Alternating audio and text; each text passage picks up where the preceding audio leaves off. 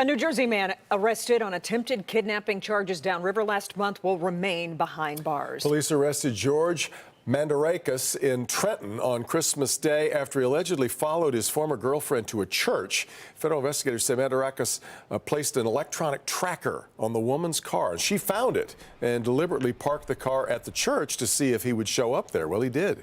So police arrested him there, and today he faced a detention hearing in federal court. Rod Maloney was there and has the latest. Rod. Yeah, Devin, 37-year-old George Mandarakis used to work for Notre Dame University in fundraising. The complaint here says that he dated a woman for over 4.5 years at the school, claiming to be a student. But he wasn't. When the young woman found out about his age, she tried to break it off, and the feds say Mandarakis refused repeatedly, coming back to Michigan, going back and forth from Michigan and New Jersey, looking to convince her to marry him. Mandarakis' appearance today was about bond, whether he could convince a judge he should be allowed out of jail before his trial. We saw two dramatically different characterizations of the man. The government calling him an organized and methodical planner looking to abduct a former girlfriend after their affair ended.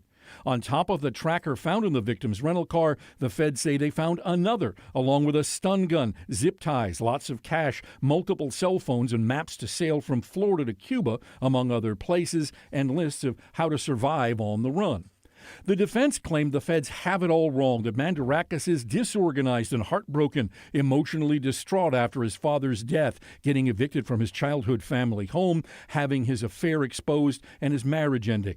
The feds also found his personal car downriver with much of the contents of his childhood home in it, and the items like cell phones weren't burner phones, but old and out-of-date family cell phones, and offered his mother to drive him to live in Florida while on bond awaiting trial. After deliberating, Judge Kimberly Altman told Mandarakis the circumstances and the level of planning and detail are chilling to the court. She added being deceitful and having an obsession point out his dangerousness.